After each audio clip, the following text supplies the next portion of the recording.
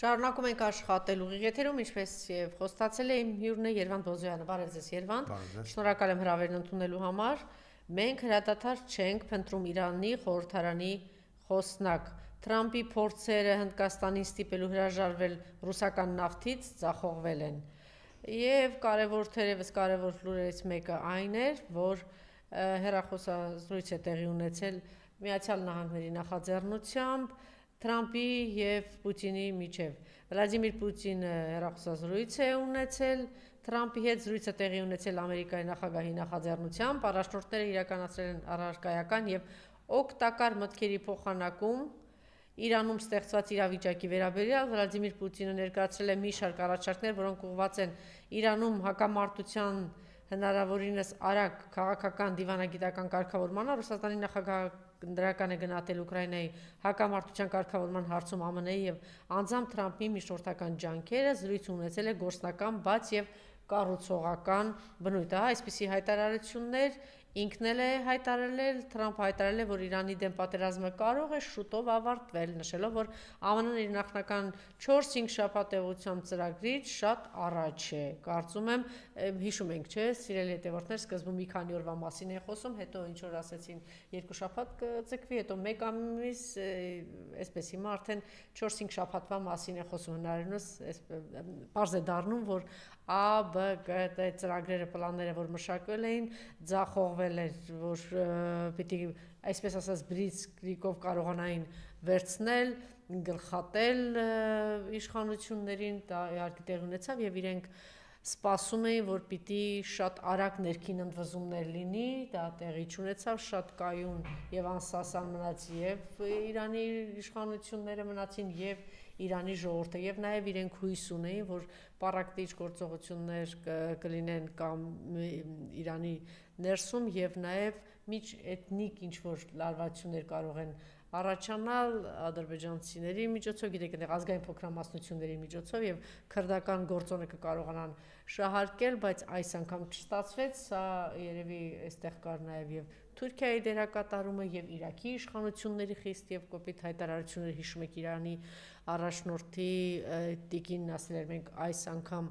թույլ չենք տալու եւ նաեւ երևի նաեւ քրդերն են հետեւություն արել, որտեւ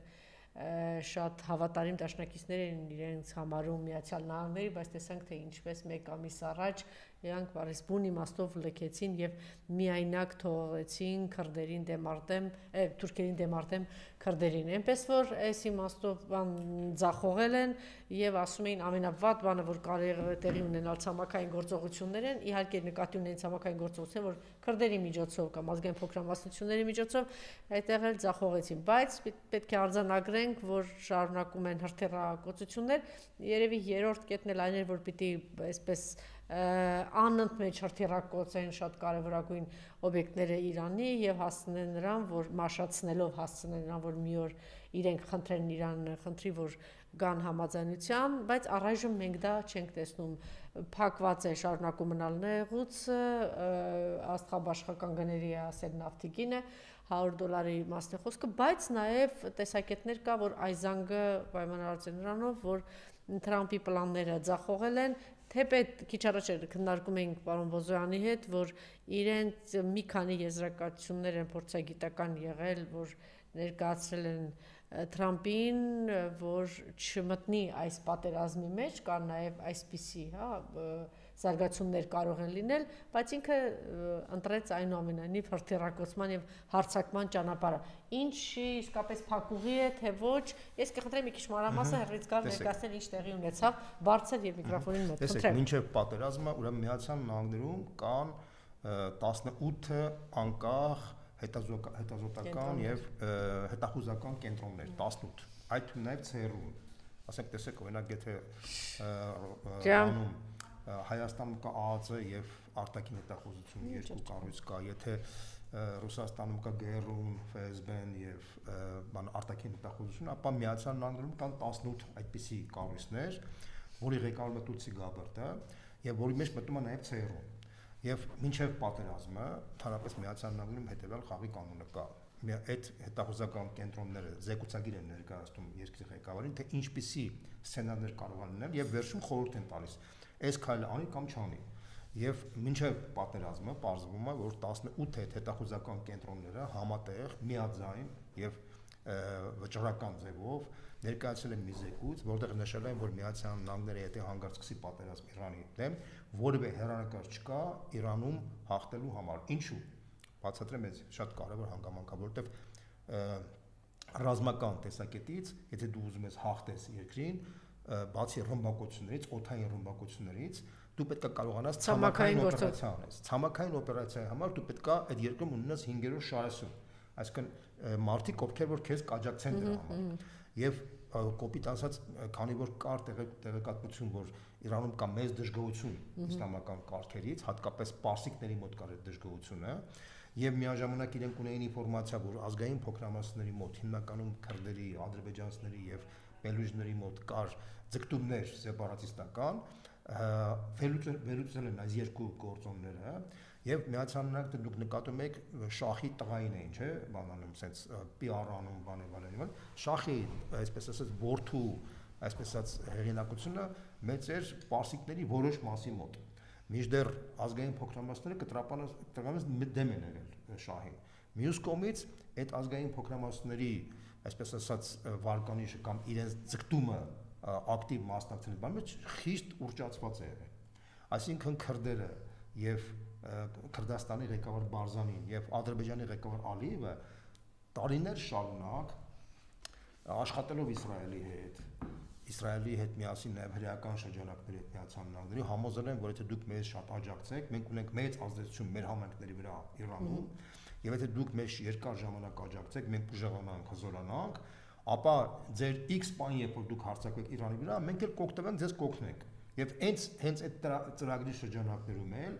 երկար տարիներ Իսրայելը համագործակցել է Ադրբեջանի հետ։ Նույն ձևով համագործակցել է Բարզանիի հետ, այսինքն Քրդաստանի այսօրվա ղեկավարի կլանի հետ, հա, ասես ձևակերպենք։ Եվ պարզվել է ինչ։ Որտեղ նաև շահերի բախում կար Թուրքիայի հետ։ Որտեղ ոչ միայն այդտեղ հիմնականում Իսրայելը համագործակցում էր Իրանի դեմ։ Որտեղ Բարզանին թուրքամետ գործիչ էր համարվում Քրդաստանում, այսինքն ինքը հակաթուրքական գործիչ չի եղել։ Իսրայելը համագործակցել էր հիմնականում Բարզանիի հետ։ Հիմա տեսեք, պարզվեց եւ նույն Միացյալ Նահանգների, այսպես ասած, ՑՌՈ-ի գաղտնի, այսպես ասած, տեղեկություն կա, որտեղ իրենք ունեն բավականին լուրջ ինֆորմացիա ընդհանրապես երկրների էթնիկական կազմի մասին, էթնիկական ինքնության մասին, իրենց զարգացումների մասին, պարզվեց, որ 92 միլիոնից Իրանում ապրում է ոչ թե 30-40 միլիոն ադրբեջանցի, ինչպես որ ուռճացված ներկայացնում, անընդհանուր 12 միլիոն ադրբեջանցի, մոտ 4 միլիոն այլ թուրքախոս ժողովուրդներ, որոնք տարբեր են իրենց ինքնությամբ, ուղղակի թուրքախոս են, բայց տարբեր են իրենց ինքնության մտածողությամբ, հա, եւ կոնսոլիդացիա չկա իրենց մեջ։ Կա մոտ 7 միլիոն քուրդ եւ կա մոտ 2-ից 3 միլիոն բելուջ։ Այսինքն սա Միացյալ Նահանգների այդ ՑՌ-ի պաշտոնական ինֆորմացիան է, որ կա, բայց ադրբեջանցիների մոտ որևէ ձգտում սեպարատիզմի չկա։ Ինչու չկա։ Որովհետև ադրբեջանցիների 12 միլիոն ադրբեջանցին մոտավորապես 55-56 միլիոն պարսիկի հետ ապրում են շատ խաղաղ այն իմաստով, իրանք մրցում են, թե ով պետքա Իրանի պետական համակարգը կառավարի։ Իդեպ ադրբեջանցիները համարում են շատ ավելի տաղանդավոր եւ իրենք լինելով շատ ավելի փոքր, մոտավորապես դե ասում են եւ նախագահն է ադրբեջանցի եւ Խամենեին է մոտավորապես 4-ից 5 անգամ ավելի քիչ լինելով պարսիկներից, իրենք իրենց պետական կրոնական համակարգի կեսը ադրբեջանցի է, այդ թվում նաեւ այսօրվա Մոջդաբա Խոմեյնին իր հայրը, հա, հա, եւ Փեզեշկյանը այսօրվա նախագահը նույնպես հայրը ադրբեջանցի է, մայրը քուրդ, այսինքն տեսեք, երկրի նախագահի մայրը քուրդ է, հայրը ադրբեջանցի,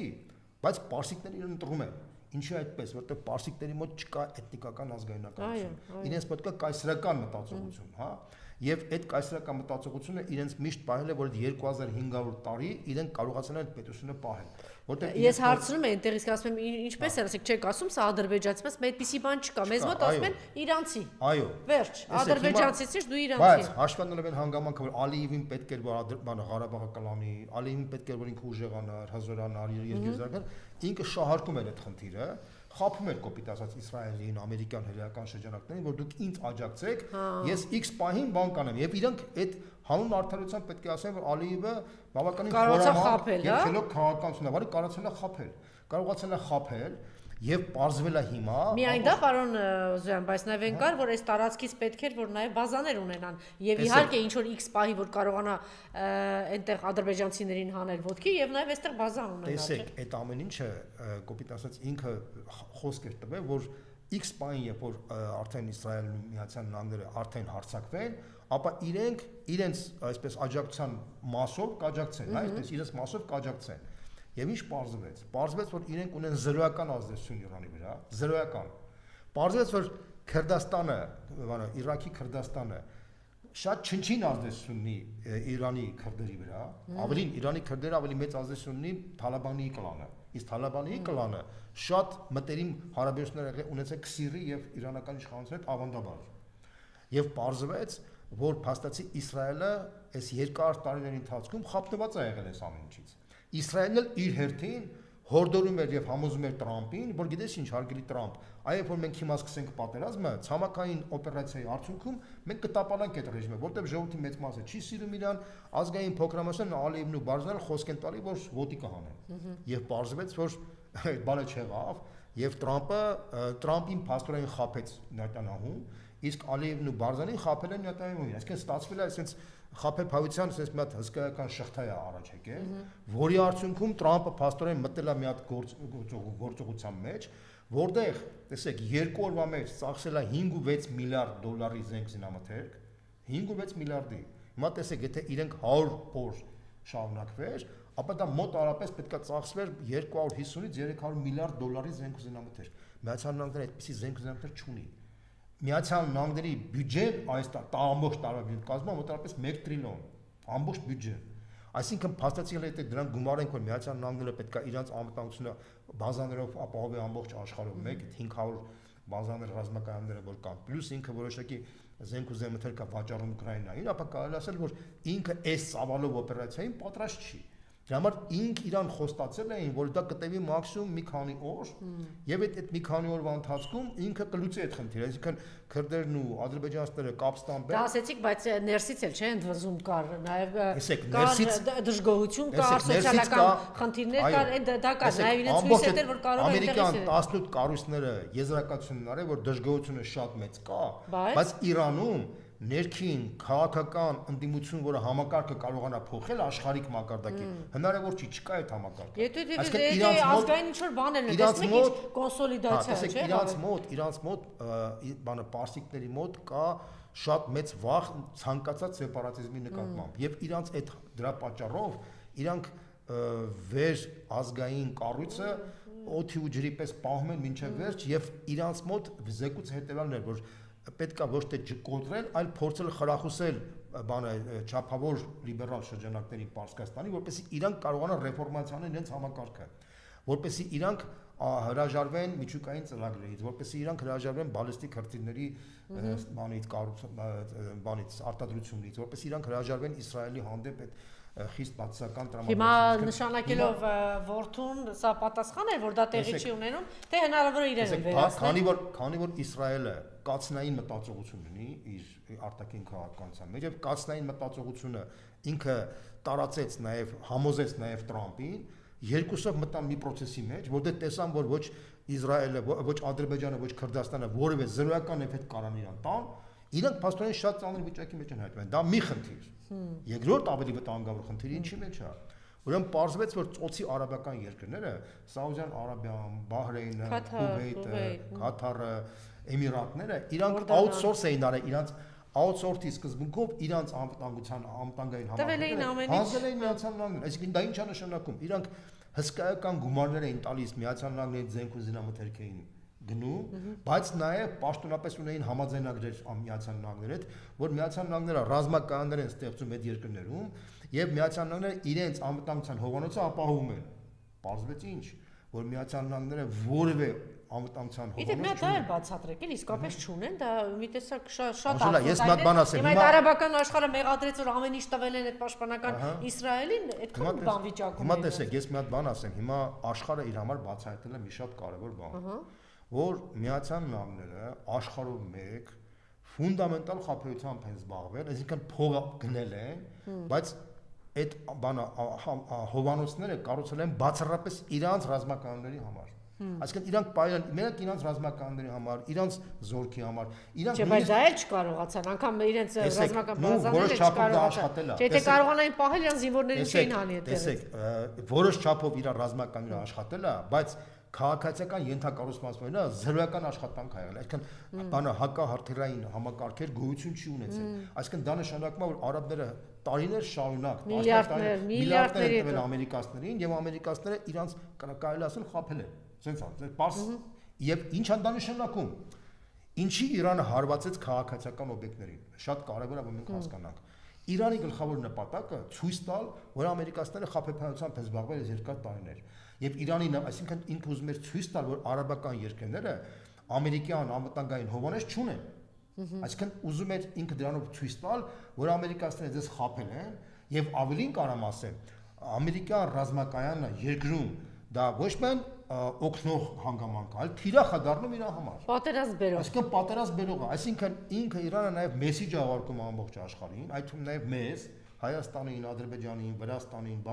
որ եթե հարգելի հայեր, ադրբեջանցիներ, վրացիներ, եթե դուք ուզենաք Միացյալ Նահանգների հետ անձրևանոցի տակ մտնել, նույնիսկ անձրևանոցը չէ, ամերիկացիները այդպես տարածքներում այդպես խոսքել չեն տալի։ Եթե դուք իրանց հետ որևէ անվտանգային համակարգի համաձայններ ունենաք, եթե ինքը ստեղ որոշակի կառույցներ ձևավորի, ապա ինքը դառնալա մեր համար թիրախ։ Դուք հասկանում եք դա ինչ է նշանակում։ Եվ կարելի ասել որ Իրան բանը պարսիկները հասան իրենց նպատակին։ Ամբողջ արաբական աշխարհը շոկի մեջ է։ Արաբական մի քանի միլիարդատերներ հայտարարությամբ հանդես եկան, որ ասացին, որ ամերիկացիները մեզ խաբել են, խաբեբաներ են։ Հիմա արաբական աշխարհում լուրջ քննարկում է գնում, որ հրաժարվել ամերիկյան այդ հովանոցից, որտեղ ամերիկան Իրանի հետ որ հակամարտության մեջ է մտել, իրանք սարին դարձրել թիրախ Իրանի համար։ Եվ հիմա կամած արաբների մոտ գալու են գիտակցությունը, որ իրանց անվտանգության հովանոց ավելի շատ իրանք կանան ստեղծեն Չինաստանի կամ Ռուսաստանի հետ, քան Ամերիկայի հետ։ Ինչի՞, որտեղ Չինաստանի եւ Ռուսաստանի հետ Իրանը չունի էկզիստենցիալ հակասություն, ինչպես որ Միացյալ Նահանգների։ Հիմա փաստացի այս Տրամպի քայլով ինքը ակամայից օգնել է բան մեծ լավություն արել Չինաստանին եւ Ռուսաստանին, որտեղ որոշ ժամանակ անց այդ ծոցի արաբական երկրները, որոնք շատ լավ հարաբերություն ունեն եւ Ռուսաստանի հետ եւ Չինաստանի հետ, իրանք ես համոզված եմ, որ շատ կարճ ժամանակահատվածում իրանք ամերիկյան հովանոցը փոխելու են չինական կամ ռուսական հովանոցով կամ համատեղ հովանոցով։ Բայց այս ամբողջ կռիվը նաև նավթի համար է, չէ՞։ Ինչ-որ հեշտ է պատկերացնում այդ ամեն ինչը։ Ահա։ Օրմուզի նեղուցով Քսիրը պաշտոնապես հայտարարել է, որ ինքը բաց է թողելու այն տանկերներին,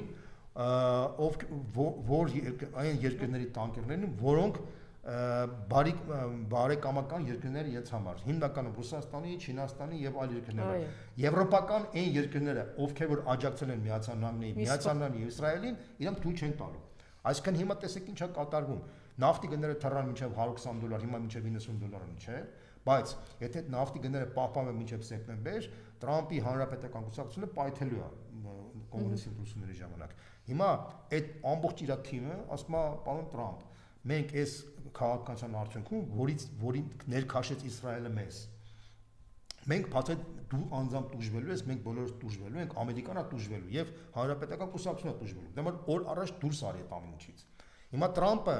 մեսիջներ ուղարկեց Իրանին, որ կանգնացնենք պատերազմը, Իրանը ասաց, որ ես արդեն քեզ չեմ վստահում որպես բանակցող, որտեղ դու խաբեբայ ես։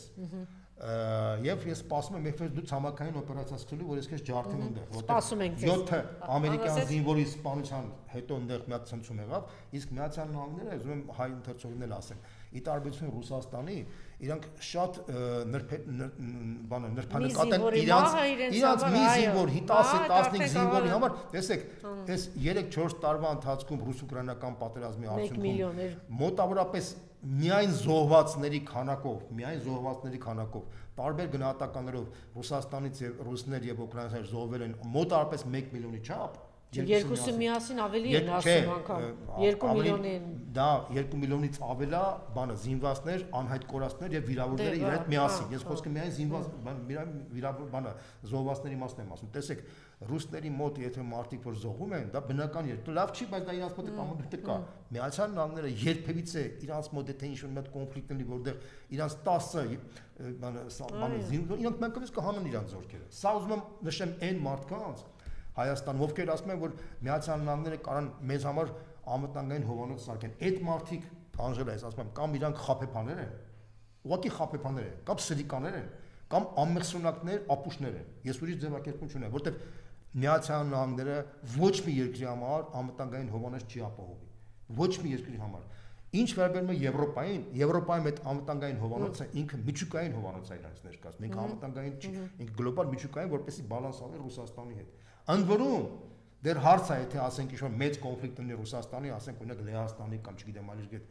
Միացյալ Նահանգների հովանոցը կաշխատի, չի աշխատի, սա է։ Չէ, բայց Եվրոպայի մի քանի երկրների հայտարարությունները տեսեք, որ արդեն սկսել են ինքնուրույն, չէ, եւ արդեն դեն եւ արտարչիվան։ Ֆրանսիան ասում է առանձին է սկսել է հիմա։ Այս արաբական երկրների փորձը բացահայտել է, որ ամբողջ աշխարհը տեսել է, որ Միացյալ Նահանգները փող են աշխատում, բայց իրանք որևէ նույնիսկ Իսրայելի անվտանգային հովանոցը անձամբ իսրայելցիներն են սարքել։ Այդ բանը երկաթե գմբեթը, որ իրանք ունեն, այդ համակարգը իրանք են սարքել։ Այսինքն այնտեղ Միացյալ Նահանգների աջակցությունը ֆոնային շատերին թվում է թե Իսրայելին ամբողջովին Միացյալ Նահանգներն են պամ, դա բլեֆ փուչիկ խոսակցություններ են։ Չէ, նախ իրենք շատ լուրջ ռազմարտունաբերություն ունեն Իսրայելին, չի մասին է խոսքը։ Իհարկե Միացյալ Նահանգները երկար տարիներ Իսրայելին աջակցել են ռազմարտունաբերական համալիրի ձևավորման համար, բայց աջակցել են մի։ Պարոն Բոզյան, բայց մի քայլ արդեն իրենք արել են 12 օրյա պատերազմում, պիտի արդեն հետևություններ անեին։ Ինչպես հաջողվեց այնուամենայնիվ Թրամփին համոզել Նաթանյալին համոզել Թրամփին նորից մտնել դրա։ Ամերիկյան փորձագետները նշում են հետևյալ գործոնը, որ Թրամփին խաբեց։ Առաջինը Վենեսուելայի օպերացիան, որ Մադուրոյին ինքը տարավ, շատ հեշտ կարացավ Վենեսուելային։ Իմիջիայլոց բոլոր այդպիսի մարդիկ սովորաբար միտեղ Այո, մի բանանի կլեպի վրա պլստում։ Այո։ Այսինքն բանը Մադուրոյի պատմությունից հետո երկրորդ պատմությունը եղավ, որ այս տարվա ընթացքում Իրանի բողոքի ցույցերի ժամանակ, երբ որ սպանվեցին մոտ 30,000 մարդ, ու տարբեր գնահատականներով, որոնց շատ մոտ է ճշմարտությանը, եւ աշխարհը տեսավ, որ շատ մեծ դժգոհություն կա այսօրվա Իրանի իշխանություններից բուն հասարակության մեջ։ Եվ այդ դժգոհությունը հույս հայտնեց Թրամփին եւ այդ շրջապատին, որ իրենք օգտագործելով այդ դժգոհությունը, իրանք երբ որ բանը հարվածներ անեն, ապա ժողովրդի մի մասը դրական կընկալի եւ դուրս կգա փողոցը փոխի։ Բայց այդ հետախույզները եւ այդ փորձագետները, խոն դրանք հենց այնպես փող չեն աշխատում, դրանք մասնագետներ են։ Լուրջ ինստիտուտներ են, ամեն ինստիտուտում, չգիտեմ, բանի Նոբելյան մրցանակակիր կա այդ բաների մեջ։ Այդ մարդիկ լուրջ մարդիկ են, ասում են, դժգոհությունը մի բան է։ Դուրս գալը, երբ որ դու բանը բոմբերի տակ ես մտնում, դրի ուրիշ բան է։ Տեսեք, օրինակ Ռուսաստանում դժգոհություն կա իշխանությունից։ Շատ մեծ դժգոհություն կա։ Ես էլ գիտեմ, իմ ծանոթ ընկերները ասում են, բայց այդ ռուս-ուկրաինական պատերազմը բոլորի դժգոհությունը զսպում է իրանց, որտեղ երբ որ երկիրը պատերազմի մեջ է հայտնվում, մարդիկ զսպում են, տեսեք, մեր պատերազմի ժամանակ կար մեծ դժգոհություն, չէ, Փաշինյանից։ Բայց պատերազմի ժամանակ այդ դժգոհությունը զսպվածություն էր, որտեղ բոլորը հասնում են երկիրը պատերազմի մեջ է։ Այս էլեմենտար բան է։ Ես զարմացած եմ ուղղակիորեն, անկեղծ եմ ասում, որ Թրամփին ոնց կարացավ Իսրայելի վարչապետը խաբել եւ ներկայացնել այս բանը մեջ, որից հիմա ինքը չի կարողանում դուրս գալ։ Երկու հարց ունեմ։ Նախիջևանի հարցը, սա այնուամենայնիվ այս ավանտյուրան Ադրբեջանի իշխանություններն էին կազմակերպել, թե Իսրայելը կազմակերպել եւ ինչ շահեց, ինչ օգտվեց, ինչ եղավ, ինչու եւ չմոռանանք, որ 21 թվականի այդ պայմանագիրը կա, Կարսի պայմանագիրը, որ եթե Նախիջևանի ուղղությամբ գնում է, ուրեմն Թուրքիան պիտի պաշտպանի։ Արդյոք փորձ էր արվում, եւ ում կողմից էր փորձ արվում ներքաշել, հա, եւ Թուրքիան ուրեմն կա երկու վարկած։ Առաջին վարկածը դա նա էր, որ Իսրայելը տեսնելով, որ Ալիևը քայլ չի անում Իրանի վրա հարձակվելու, իրանք ուզում էին կազուս բելի սարքեն, այսինքն իրանք ուզում էին տենց այսպես ասած իմիտացիա անել, որ իբր թե իրանցիներն են, բայց իրանք են այդ հարվածել եւ կասկածի ինչով է պայմանավորված։ Երկու հարված ա եղել, մեկը օթանավականի վրա, մեկը դպրոցի վրա։ Բայց բարեբախտաբար դպրոցում երեխա չի եղել եւ չի զոհվել։ Իսկ ինչի դպրոցի վրա, որտեվ Իրանի այդ դպրոցին որ 170 երեխա 171 երեխա զոհվեց, տեսակետ կար, որ իրանք ուզում էին նման բան սարքեին Նախճիվանում, որպեսզի Ալիևին ստիպեին, որ ինքը զորքով մտներ պատերազմի մեջ։ Դա մի տեսակետ կար։ Եվ երկրորդ տեսակետը կանանում, որ ուրեմն երեխաների բան է, դիթո պատատի։ Երկրորդ տեսակետը կա այն բանը, որ այնուամենայնիվ քսիր է, քանի որ հիմա արդեն ռմբակոծների տակ հայտնվեց, չէ, իրանք որոշում կայացրեցին իսլամական պետության այդ ռազմական համակարգը որոշում կայացվեց, քանի որ իրանց գլխատուն են իրանք արդեն իրանք ստրատեգիան որոշեն ոչ թե կենտրոնացված մակարդակով, այլ ապակենտրոն սկզբունքով։ Ապակենտրոն հիմա իրանք բոլոր որոշումները ապակենտրոն նպատակ ունեն, այսինքն իրանք ոչ թե կենտրոնական որոշումները վերևից ներքև այշտեն, այլ տեղերում ամեն մի այո, նաև այդ տեսակետը կար, որ հնարավոր է իրենք են արել։ Եվ քանի որ քսիրի մեջ դոմինանտ չէ, ոչ թե դոմինանտայինան հակաթուրքական եւ հակապանթուրանիստական տրամադրությունները, հա, դա բոլորը գիտեն դրա մասին։ Եվ քսիրի մեջ շատ ուժեղ զարգացած է պարսկական ազգայնականության եւ իսլամական այսպես ասած ծայրահեղականության այդ երկու գործոնը շատ ուժեղ զարգացած է եւ տեսակետ կա որ այդ Նախճիվանին հարվածել են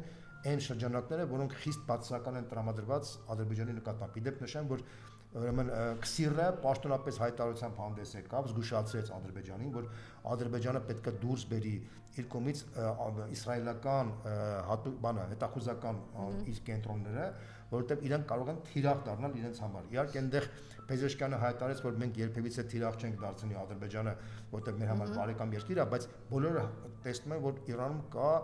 այսպես ասած երկու հակասող տեսակետ Ադրբեջանի նկատմամբ եւ այդ իմաստով ես չեմ բացառում որ այդ հարվածները նաեւ քսիրից է եղել այսինքն երկու տեսակետն էլ երկուսն էլ երկու հավանականություն ունեն եւ այս տեսակետը եւ այս տեսակետը բայց մի բան կարող եմ ասեմ որ այդ հարվածից հետո Ալիևը շատ ծանր վիճակի մեջ հայտնվեց բայց պատասխանները այդ ամբարտավանիրաբաները հակատեսնեք չգիտեմ տեսեք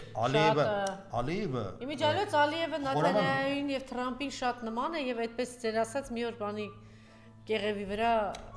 շատ սիրուն ինչ արեց Ալիևը պատասխանեց որպեսի ցույց տա որ ինքը հոգով սրտով Իսրայելի եւ Միացյալ Նահանգների հետ է բայց նաեւ ինքը հասկանում է որ եթե մի հատ քայլ անի ասենք Իրանի դեմ միանգամից մեծ հարված կստանա որ Ադրբեջանից բան չի մնա իսկապես միանշանակ եւ հաշվելով այդ հանգամանքը ինքը աճ ձեռով փաստացի ամբողջ իր ռոպագանդան աշխատում է Իրանի դեմ այսօրվա իսկ բանը ձախ ձեռքով ինքը փորձում է բարիդրացիական հարաբերություններ ստեղծել Իրանի հետ։ Բայց արձագանքները հեչ բարիդրացիական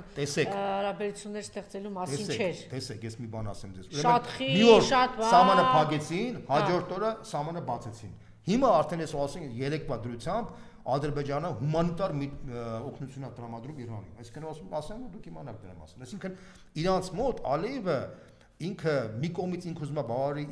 Իսրայելի եւ Իրանի ամերիկացիների բաները մյուս կողմից ինքը ռեալ հասկանում է Թուրքիան այստեղ Թուրքիան այդ խնդիրը չունի Թուրքիան երբևիցե չի խոստացել Իսրայելին եւ ամերիկացիներին որ իրանք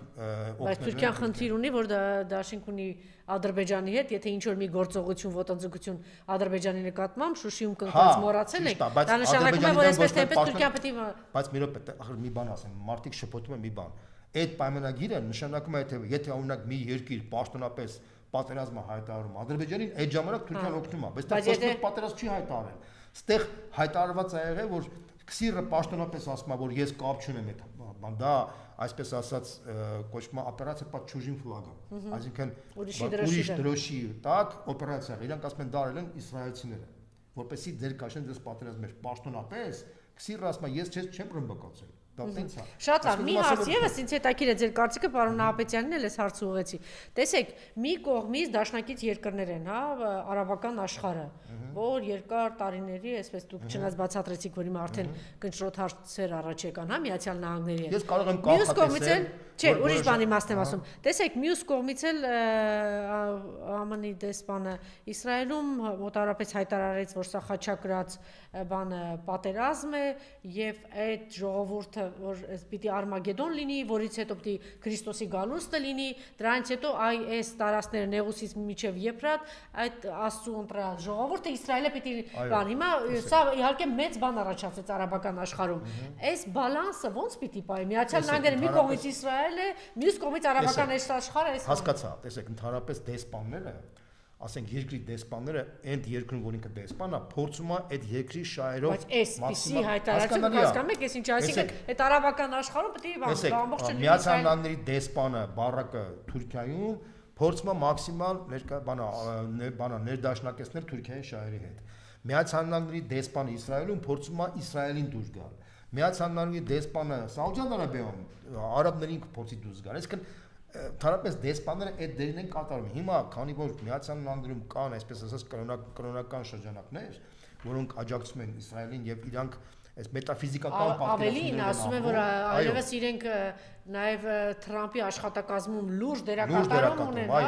եւ բողոքականները եւ ավետարանչականները, բայց նաև ասեմ, որ իրանց մեջ էլ կա երկու տրոհված երկու մասի, որտեղ MAGA շարժման մեծ մասը իրականում, որի առաջնորդին համարում են հիմա արդեն Վենսին, իրանք կտրականապես դեմ են եղել այս ամեն, Թաքեր Կարլսոնը նույն տրամաբանության մեջ,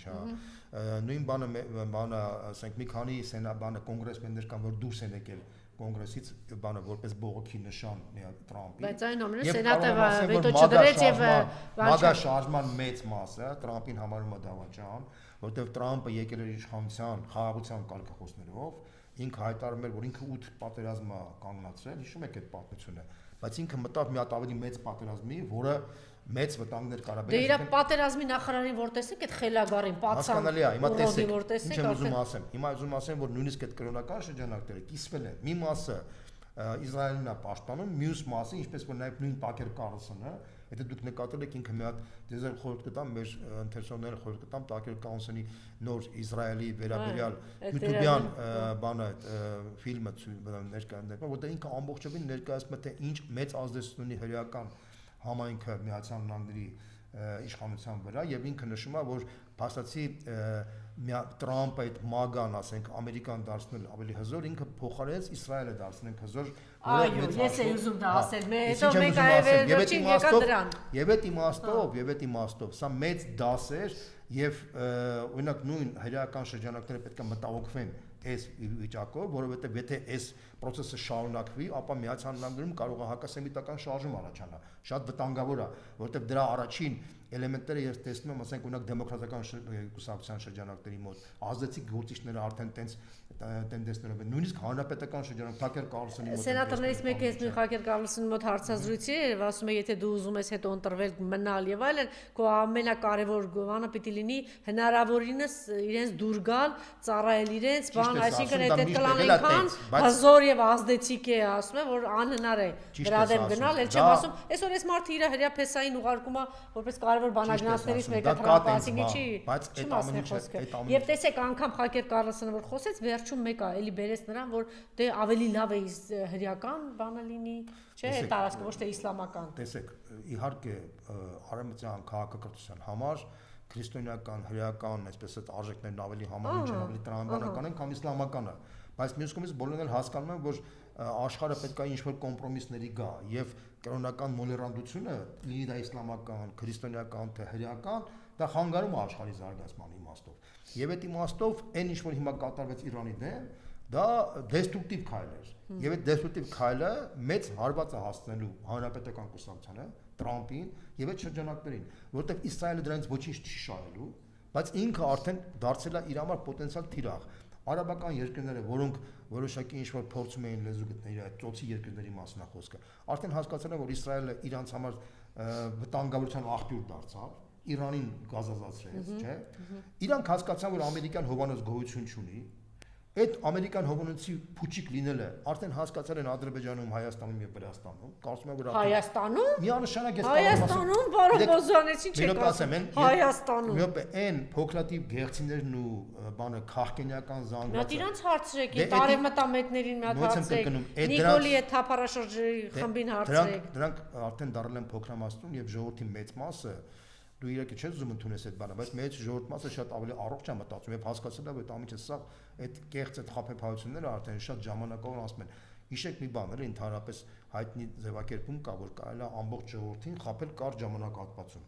Կարելի է ժողովրդի մի մասին հավերժանեն խաբել, բայց ամբողջ ժողովրդին հավերժանեն խաբել հնարավոր չի։ Սա քաղաքագիտական բան է, աքսիոմ է, Անժելա ջան։ Հիմա ուզում ասեմ, որ այս Տրամփի այս քայլը բացասական ազդեց ամերիկյան արժեքների, ամերիկյան բրենդի վրա, այդ իմաստով, որովհետև մարդիկ աշխարհով մեկ տեսան, որ իրանց անվտանգային հովանոցը դա փուչիկ է, չկա տենց բան, չի աշխատում։ Նույնիսկ Դուբայը, որ դարել էր 21-րդ դարի Շվեյցարիա, ամենաանվտանգ, բայց տենց էլ կար, բարձր տենց կարում կա, ոնց որ դոլարն է փուչիկ։ Բայց հետաքրքիր է, չէ, Իրանը ինչ խելամիտ բանի գնացել, ասենք կոնկրետ որոշում կայացել, որտեղ 12 օրյա պատերազմում թիրախը միայն Իսրայելն է։ Այո, բայց հիմա արդեն որոշեցին, որ 12 օրյա պատերազմի ժամանակ Իրանը նպատակ չուներ վնաս տալ միած։ Իրենք դա իմիտացիոն պատերազմ էր։ Չէ, դու արդեն եւի էքզիստենցիալ հարց է դրված Իրանի Հիմա դրած ոչնչացնել ենք հիմա իրաց դրածա Իրանի, այո, իրանք ասում են հետ ճանապարհ չկա, տեղ չկա հետևում։ Իրանք ասում են մենք ունենք 2500 տարվա անընդհատ պետականություն, Միացյալ Նահանգները ընդամենը 249 տարվա պետություն է։ Այս տարվա հուլիսին ինքը նշել է իր 250-ամյակը։ Ընդամենը 250, 2500, 10 անգամ երկար։ Դե բանն էլ հենց նույն բանը գրել է Մեզվեդևը, որ նա 2000 քանի տարվա դուք 100 տարի հետո ես վստահ եմ, որ իրենք են։ Դա մի կարևոր մոմենտ էլ ասեմ, տեսեք, ուրեմն հին աշխարհում Պարսկաստանը եղել է այն ժամանակվա Միացյալ Նահանգները։ Այսինքն այն ժամանակվա թիվ 1 գերտերությունն է։ Եվ Պարսկական իմպերիայի կայսրության մեջ են ապրել աշխարհի ժողովրդի կեսից ավելը։ Այսինքն իրանք այսօրվա ցանկացած Պարսկաստանի քաղաքացի իրան զգում է կայսրության, մեծ կայսրության բան։ Ինքը դրանով հպարտությամբ ինչ ասել է ունենալ պետություն։ Հա, չեմ ուզում ասեմ, պարզ ավելին կարամ ասեմ, ինքը նույն Պարսկաստանը։ Ինչ ասել հետևում ունենալ 2000 նույն Պարսկաստանը, կոպիտ ասած, մեզ էլ է որոշակի վերնախավ տվել։ Արշակունիների ամբողջ տոհմը դա պարսիկներն են եղել, դա բոլորը գիտեն։ Ես էլ չեմ ուզում ասեմ, որ մեր կրոնական վերնախավի մի զգալի մասը պարսիկ են եղել։ Ամենը չեմ ուզում տամ, բայց բոլորը գիտեն։ Շատ լավ։ Հիմա այն ինչ որ տեղի ունեցավ եւ մեր իշխանության պահվածքը այդպես էլ դեսպանատուն չգնացի, միայն նախագահներ գնացի, մեր իշխանության պահվածքը։ Դե ես ասեմ դες, ես միշտ ասել եմ, հիմա էլ եմ ասում։ Վախեցած են, ինչ են, ինչի sense զգուշավորություն ցավացեցին, չգիտեմ քանի օր հետո ինչ բանի չէ։ Ես ասեմ ձեզ, քանի որ ես մարդիկ գավառական, պերաշկի ուտող փողոցային շրջանակներ են, որոնք կապ չունեն ոչ պետական կառավարման, ոչ աշխարհակահաղական պատկերացումներ ունեն բանն։ Այս մարդիկ ես համոզված եմ, որ Նիկոլ Փաշինյանը նայում է թե ինչ անում, Ալիևը ինքը կրկնում է, որպեսզի ինքը կարողանա սխալ հանգարց բան չանի։ Ինքը տեսնում է Ալիևը հումանիտար միջանց բանա ուղարկում, ինքն էլ ասում է սել հումանիտար։ Ալիևը ցավակցում է, ինքն էլ է ցավակցում։ Նկատել եք ինքը անում է մի քայլ Ալիևից մի բան։ Մի քանի ժամ հետո։ Այո։ Այսինքն այդ մարդը քանի որ չի պատկերացնում, չի հասկանում ինչ է արտաքին քաղաքականություն, պետական կառավարում, աշխարհակահաղական process-ներ, բաներ ինքը կրկնում է Ալիևի քայլերը, որ հանգարց հետ չմնա։ Ինչի այս օրերին հոգևոր առաջնորդին սպանում են, այս մարդը այնտեղ սքորեր է հայտարարված, այդ օրերին ցույց է տալիս ուրախ, բախտավոր, այդպես հայտարարակ իր հետ դրան հակառակ ինչ որ բան լա ցույց տալի, թե ուղղակի դեբիլների կույտա, թե հատուկ են անում, որ այսպես տեսեք մենք այդ ամենի հետ կապ չունենք, երբ որ տեսեք, երբ որ փետրվարի 28-ին ի պատիվ ասեմ, որ անվտանգության խորհրդի նիստ հրավիրվեց Հայաստանում, ի ոչ Ինչի հրավիրեց, որ այնքան աղմուկ բարձրացրեցին, ասում էին դեբիլ, հարևան երկիրդ պայթում է, գնացել ես ինչով ես զբաղված։ Եվ լսեք, էլի, անվտանգության խորհրդ նիստ հրավիրեց, որ ես դրական եմ գնահատում։ Եվ տրամաբանական պետք է լիներ, որ ստեղ այդ նիստը պետք է վարեր գործող վարչապետը։ Այդ մարդը, ասենք, կուրուս պերաշկիով գնում էր բան։ Այսինքն դա ի՞նչ է ցույց տալիս, որ այս մարդիկ կապ չունեն այս պետական համակարգի հետ։ Հասկանում ես ի՞նչն է խնդիրը։ Եվ այս դա մեծագույն ողբերգություն է, բայց տեսեք գնում է ժողովրդի մոտ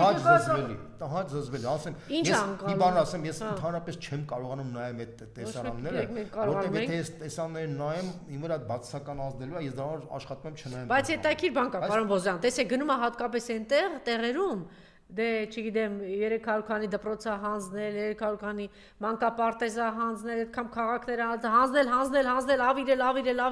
ավիրել 4 պատերազմ բերելա ու խաղաղության մասին է խոսում, այս չեք մոռանում, չէ՞, 4 պատերազմ բերած մարդը պիտի խաղաղություն բերի։ Ասեն գնում է ինչ որ մի հատ գյուղ, մի հատ ինչ որ տեղ, որ մի հատ ինչ որ մանկապարտեզի պատեր ներկի, որտեղ ինքը կառուցել չի կարող։ Շատ պատեր են ներկացնել, չգիտեմ ինչ։ Բայց տեսեք անգամ այդ տեղերում, պարոն Բազոյան, անգամ այդ տեղերում մարդը գալիս են, էս ի՞նչ ես անում եկեղեցու հետ։ Ինքը sense առերեսվում է եւ շատ վատ վիճակի մեջ է։ Ես բան ասեմ, մենք էլ ենք հիմա զբաղված, մենք էլ ենք հետազոտություններ անցկացնում, մենք էլ ենք հարցումներ անցկացնում, ինքն էլ է հարցումներ անցկացնում։ Ինքը շատ լավ գիտի թե ընդհանրապես մարդիկ ինչ են մտածում իր մասին, իր բարկանիշի մասն, ինքը խոճապի մեջ է։ Կարող է միջավայրը խափում է իրան, ասում է դու sense լավ վիճակում ես, չէ։ Ինչքան էլ չի իհարկե չէ, որտեվ հնարավոր չի տեսեք, ես ասեմ ձեզ էլի, օրինակ եմ ասում, թոշակները ինքը այս տարվա հետ սկզբին ինքը եւ Արսեն Թորոսյանը հայտարարեցին, որ քեշբեկով մենք արդեն 10000-ով մեծացրել ենք, չէ՞, թոշակը։ Իմաստ չունի, որ նորից միացել լրացուցիչ 10000-ով ավելացնենք թոշակը։ Բայց հենց որ հարցումները տեսան, որ իրանց մոտ խայտարակ վարկանիշ է, Իրանք խոճապից պանիկայից իմնելով միանգամից 10,000 բարձրացին, որտեղ արդեն ֆինանսների նախարարությունը հայտարարեց, որ այդ փողի խնդիրը դեռ չկա, ասում այդ փողը չկա, այս մարդն ասում է մենք սիրելի թոշակառուներ ուշադիր, այս մարդն ասեց ձեր տալու ենք, չէ՞, ձեզ հիմա այս բան ֆինանսների նախարարը ասում է չկա այդ փողը, ինչ անելու, պարոն Բոզյան։ Ես ասեմ, նորից է պարկ բերելու, թե 2 ամիս տա, հետո ժողովրդին ասի դավայ ընտրվեցի։ Ես ասեմ, ընդհանրապես 78 միլիարդ դրամը դա շատ մեծ փող չի, որ ինքը կարողանա չճարի, կճարի, դա խնդիր չի, կճարի ու կտա ու ճիշտ է որ այս թոշակառուները փողը ստանան, դա միանշանակ եմ ասում, ավելին կարամ ասեմ, Հայաստանը այս իշխանությունը որ վռնդենք, շատ ավելի մեծ 50%-ով բարձրանալու է, կրկնապատկվելու է։ Շատ ավելի մեծ ռեսուրսներ են ու դա կգա ժամանակ ես սպասեմ։ Դուք իզորու եք այդ անելու, համարձակ ասեք, պարոն Բոզյան, որ կարողանալու եք։ Ես ասեմ ձեզ միանշանակ կարող եմ ասեմ, որ իսկապես Հայաստանը ունի հսկայական պոտենցիալ եւ թոշակները բարձրացնելու եւ աշխատավարձները բարձրացնելու եւ սոցիալական հսկայական պարտավորություններ պետք է մենք մեր երկրի առաջ կանած շատ դուրս բան։ Ես մի պարզ էլեմենտար բան ասեմ, Հայաստանի ՀՆԱ-ն, էկոնոմիկան 12-13 միլիարդից դարել է բանով IMF-ի գնահատականներով 27 միլիարդ, իրանց գնահատականներով 29 միլիարդ դոլար երկու անգամ, բայց ինձ հարց եմ տալ, դուք երկու անգամ ձեր կենսամակարդակը բարձրացել է, իհարկե ոչ։ Իրանք հայտարարում են, որ 3% է եղել անցյալ տարվա ինֆլյացիան, բայց կատնամթերքը, մսամթերքը, բանը, կարագը, բանը, կակաոն, բան, ամեն ինչը բարձրացել է առնվազն 10-15-20%-ով, այսինքն ինչ եմ ուզում ասեմ, մարդկանց կենսամակարդակը տարի անկում է ապրում։ Իրանք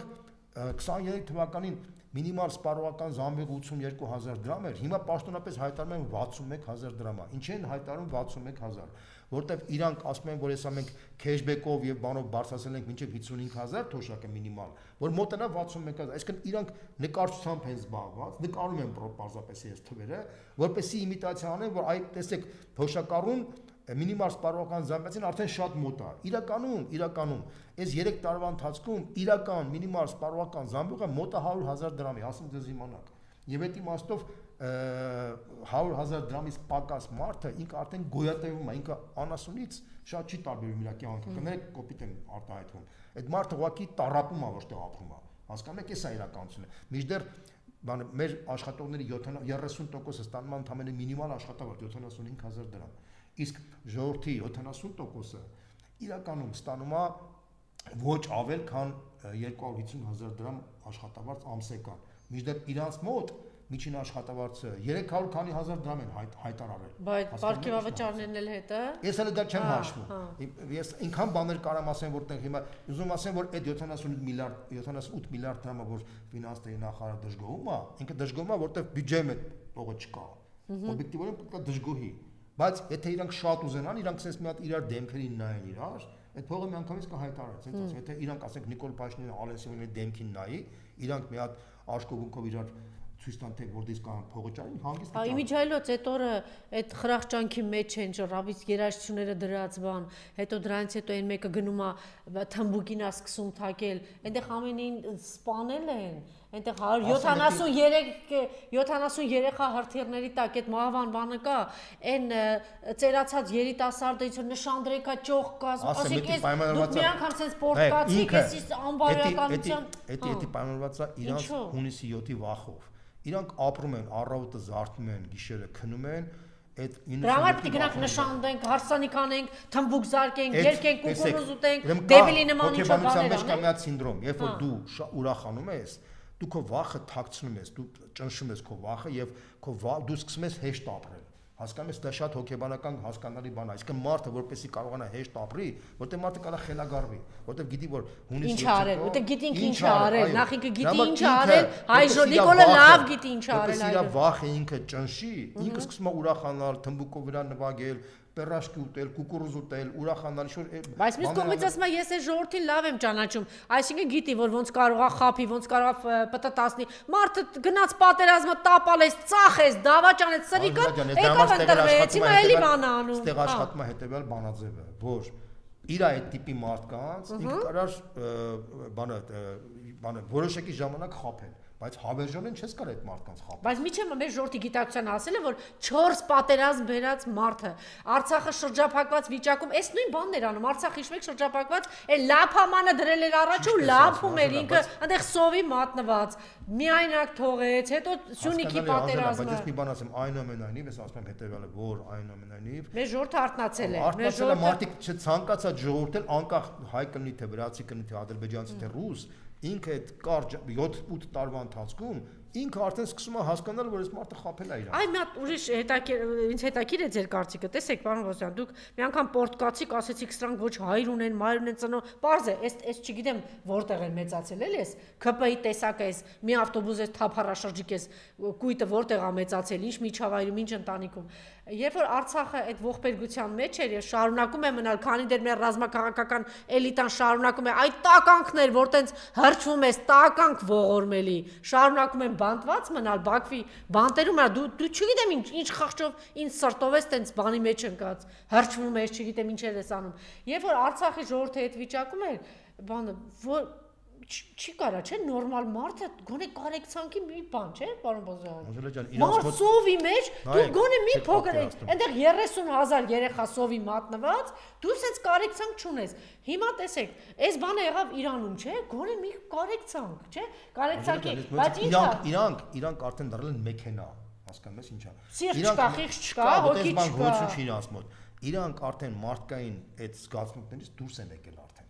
Երբ որ տեսեք այդ Արցախի հանձումը, դա պլանավորված process էր։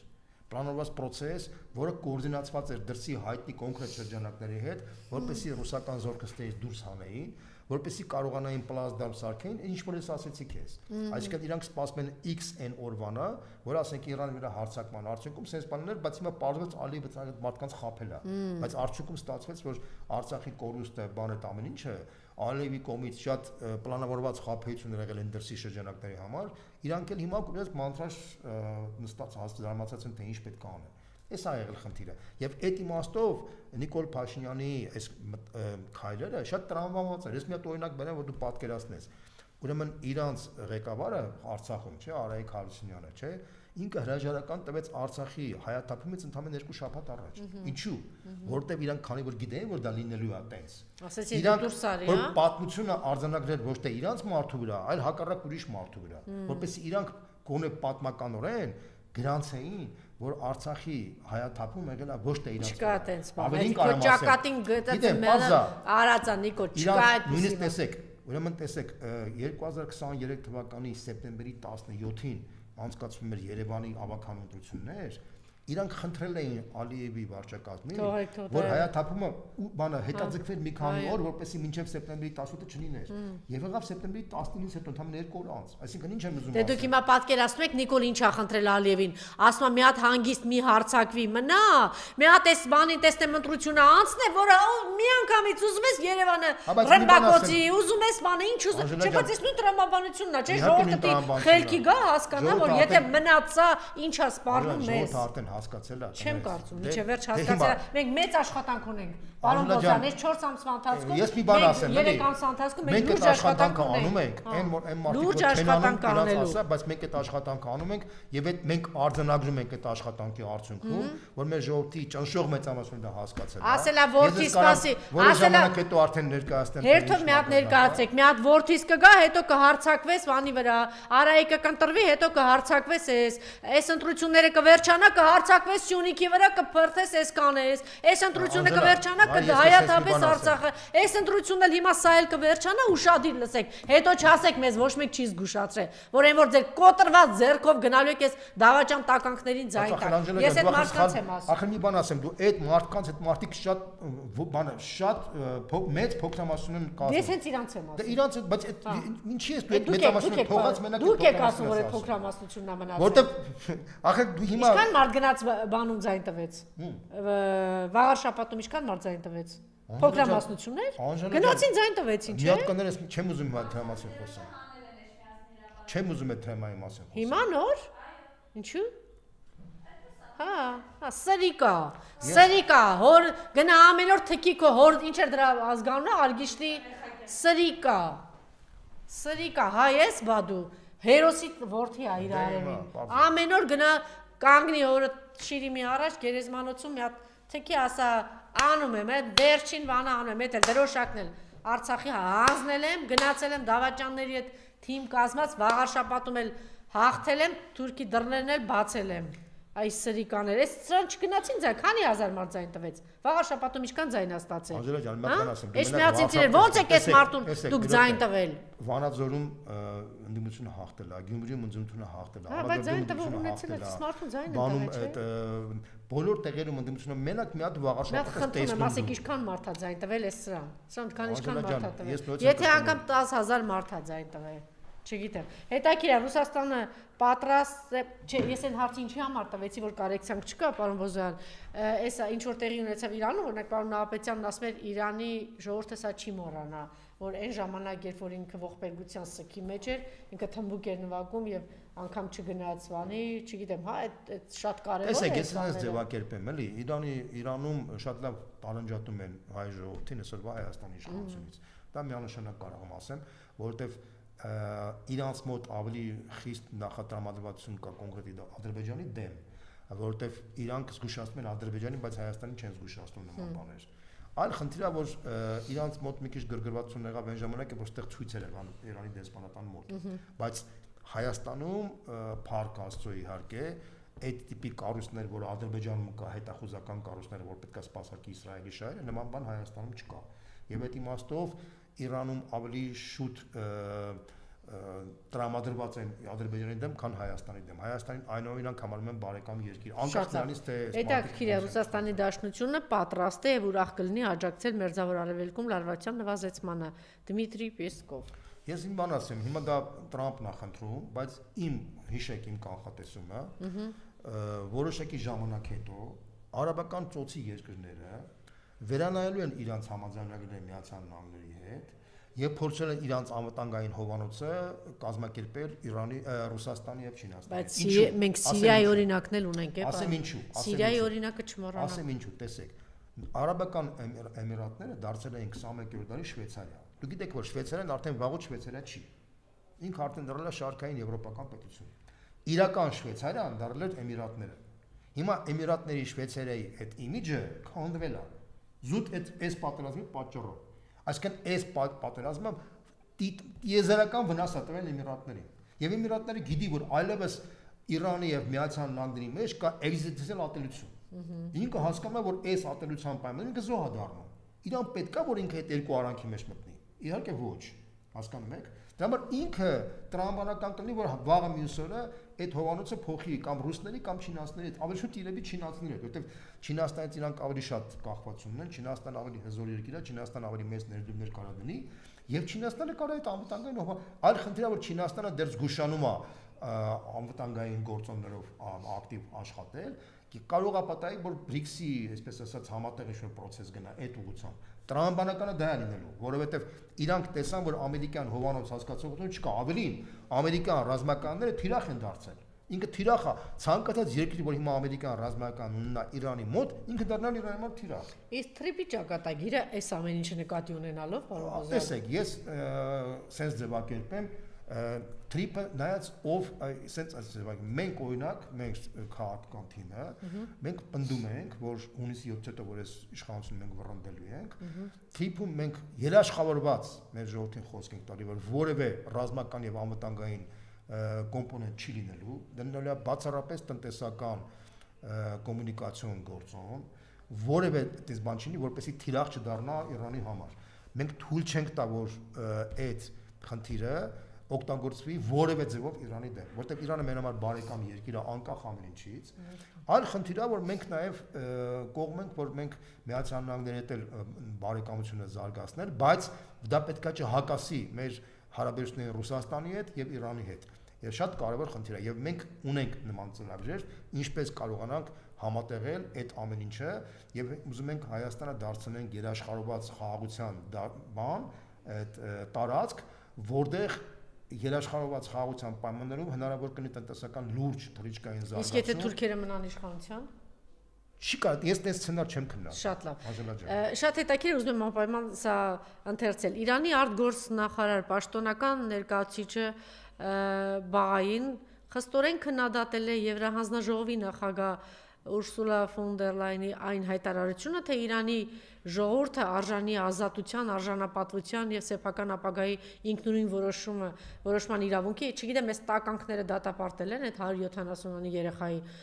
սպանությունը։ Խնդրում եմ զերծ պահել պատասխանը, խնդրում եմ զերծ պահեք ձեր կեղծավորությունից, դուք կարիերա եք ստեղծել կանգնած լինելով պատմության սխալ կողմում, հավանություն տալով օկուպացիային, ցեղասպանությանն ու վայրագություններին, իսկ հիմա նաև քողարկելով ամերիկա-իսրայելական ագրեսիան եւ ռազմական հանցագործությունները իրանցիների դեմ, շատ կարծեմ դիպուկ ճիշտ ու արժանի բան պատասխան եւ մի դիտարկում եւս, որ հիշեք, այն տեղերը, որտեղ որ մտնում են ադրբեջանցիները եւ թուրքերը, առաջին հերթին հեռացնում էին Արցախի դրոշը։ Այսօր Էջմիածնի կենտրոնից հեռացվել է Արցախի դրոշը, սիրելի ճակերտավոր վաղաշապատցիներ կամ էջմիածնցիներ, նրանք ովքեր որ ձայն են տվել այդ անձին, ինչ է դրա անունը, Արգիշտի Մեխակյանին, իմացեք, որ դուք արել եք այն ինչ որ անում են թուրքերը, այսինքն դուք մի հատ մանդատ եք տվել մեկի ձեռքը, որ անի այն գործողությունը, ինչ որ կանեն բարբարոս թուրքերն ու ադրբեջանցիները, այս իգիտություն։ Եվ մենք գնում ենք ընտրությունների, եթե ինչ որ բան եք ասելու։ Չէ, ընտրությունների մենք բնականաբար գնում ենք։ Արդեն ձևավորվել են, արդեն ձևավորվել է, եւ ես կարծում եմ, որ տեսեք, մեր ժողովուրդը հիմա ուզում է տեսնի հետեւյալը, մեր ժողովրդի ճնշող մեծամասնությունը արդեն հասկացել է սրանք ով են, բայց նրանք մարդիկ ասում են, լավ, դու ինչ այլընտրանք կա Հայաստանի զարգացման իմաստով, անվտանգային իմաստով, տնտեսական զարգացման իմաստով, սոցիալ-տնտեսական, թե ինչ ծրագրեր կարանք բերենք, ինչի հաշվին կարանք բերենք, որ աղբյուրից կարանք այդ բանը կենսամագարտակը բարձրացնենք, ինչ բանը մշակութային եւ բարոյհոգեբանական մթնոլորտ կարելի է փոխել։ Այդ ամեն ինչը մեր ժողովուրդը ուզում է տեսնի։ Եվ ես կարծում եմ, որ արդարացի է մեր ժողովրդի ցանկությունը նման բան տեսնելը եւ առաջարկ Հայաստանի շրջանակներում մենք համագործակցելով այս ծրագրի շրջանակներում մենք մեծ կոնսոլիդացիա ենք ապահովելու ու դուք մոտ ժամանակներս կտեսնեք թե մենք ինչ ծրագրեր ունենք ու ասենց ասեմ դա բոմբա լինելու, որովհետեւ լավ իմաստով բոմբա լինելու, մարդիկ տեսնելու են մոդելավորված ինչ Հայաստան կարա լինի այս խուժաններից ազատվելուց հետո։ Շատ կարևոր է որ մարդիկ դա տեսնեն, որտեղ եթե մարդը մենակ տեսնում է քննադատություն Նիկոլ Փաշինյանի նկատմամբ, դա շատ քիչ է, դա անհրաժեշտ, բայց ոչ բավարար պայման է, որ մարդի հասկանա թե լավ Հայաստանը ինչ զարգացումով պետք է գնա։ Շատ կարևոր է մարդը տեսնի իր համար այդ տեսիլքը հասկանա թե կոնկրետ օրինակ եմ ասում, առողջապահական համակարգում ինչ զարգացում պետք է լինի, տնտեսական զարգացումը, փոքր բիզնեսը, միջին բիզնեսը, խոշոր բիզնեսը ոնց կարա զարգանա, Հայաստանի էկոնոմիկան ոնց պետք է զարգանա, որ էկոնոմիկան մեծանա, որպեսզի մարդկանց թոշակները ոչ թե 45 կամ 55 հազար լինի, այլ 100 հազար լինի, որպեսզի մարդկանց աշխատավարձները ոչ թե քրչոտ 150-200 հազար լինի, այլ 700 հազար լինի, որպեսզի մարդը նորմալ արժանապատիվ ապրի։ Ինչի պետք է մեր մոտ $9,000 լինի մեկ շնչի վրա, իսկ Ֆրանսիայում լինի, ասենք, չգիտեմ, 50,000, հասկանում եք ինչ նախնդիրը։ Մանավանդ որ մենք արդեն մեր բաներով եւ ինքնարժեքով, մեր ապրանքներով, բաներով մենք մեծ շանս ունենք զարգանալու։ Տեսեք, Էմիրատները կամ Սինգապուրը կամ չինական են քաղաքները իրանց հնան մեծացրել են ոչ թե 1 կամ 2 անգամ, անժելա, 30, 40, 50 անգամ։ Այդ սաղ մոդելները թե ինչպես հնարավոր է։ Վաղուց արդեն էմիրություններն էին դարձել Շվեյցարիա։ Բա ինչ եմ ուզում ասեմ, բոլոր շանսերը կա հարգելի ժողովուրդ։ Էկոնոմիկան, բայց փոքր երկիր է այս երկիրը։ Ես պարզ մի հատ էլեմենտար բան ասեմ, որ դուք պատկերացնեք։ Մենք փոքր երկիրները մեծ երկրների կողքը Սպուտնիկի դեր կատարելով կարան անենց պայմաններ ստեղծեն եւ անենց հսկայական ներդրումներ բերել, որ դու ուղղակի կզարմանաք թե ոնց կարելի է ինչ հիմա դա չանեն։ Ես օրինակ եմ բերում, որ դուք պատկերացնեք, կոնկրետ հարևան Վրաստանը, ուրեմն Կուլևիում սարքում է գյուղի պես տեղա, սարքում է նավթա մշակման հսկայական գործարան ամերիկյան ներդրումների միջոցով։ Բանում Անակլայում սարքում է նոր նավահանգիստ չինական ներդրումների միջոցով։ Իսկ բանը Գոնյո քաղաքը, որ Կոբլի բանի Բաթումի կողքն է, գյուղա Գոնյոն, ինքը արդեն փոքրիկ քաղաք է դարձնում եւ Թբիլիսիում մի հատ հսկայական թաղամասա ներդրումներ անում Էմիրատների, արաբական ներդրումների միջոցով։ Այսինքն փոքր երկիրը կարողանում է դա հսկայական քայլերով առաջ գնա եւ դրա արդյունքում ուշադրություն դարձնենք ինքը ունի 12 միլիարդ դոլարանոց բյուջե։ Դրա արդյունքում ես մի քանի բան ասեմ, որ մեր ժողովուրդը իմանա, հա, ինքը ունի 10,000 դոլարանոց առողջապահական ֆոնդ, որտեղ ինքը կարա տարեկան մինչև 10,000 դոլարի օգնություն ստանա իր առողջական ֆոնդը ապահովելու համար։ Իր բոլոր պետական հաստատությունները դպրոց, մանկապարտեզ, բուկ, բոլորը անվճար են դարձել այս տարվանից։ Հասկանում ես, ինչի, որտեղ դա նորմալ երկիր է, նորմալ իշխանությունն է, այդ նորմալ իշխանությունը կարողանում է տնտեսական այնպիսի զարգացում ապահովի, մեզանից իրանք մոտավորապես 2 անգամ ավելի մեծ տնտեսական աճ են ունեցել, քան մենք անցյալ տարի։ IMF-ի տվյալներով մենք ունեցել ենք 2 անգամ չէ 50%-ով։ Մենք ունեցել ենք 4-8%, չնայած նրանք ասում են չգիտեմ ինչի 7%։ Իրանք ունեցել են 7-2%։ Փաստ, ուղիղ 50% ավելի բարձր։ IMF-ի տվյալները բացեք, մոլդոմետրը կտեսնեք։ Ես մի քանի անգամ տեսություն տվել։ Ինչ եմ ուզում ասեմ, որ ճիշտ տնտեսական քաղաքականության արդյունքում ի վերջո մարդկանց կենսամագարտակը կարելի է բարձրացնել տնտեսական զարգացման ճանապարհով։ Շատ լավ։ Կարող է վերջում իսկապես բախվենք նրան, որ Նիկոլը մնա մենակ է իր մի ավտոբուս թափառաշրջիկների հետ։ Այդպես լինելու է։ Այդպես լինելու է։ Նիկոլը գնաց մենակ կամ Նիկոլը գնաց իր մի ավտոբուս թափառաշրջիկ ժողովրդի հետ։ Շնորհակալություն։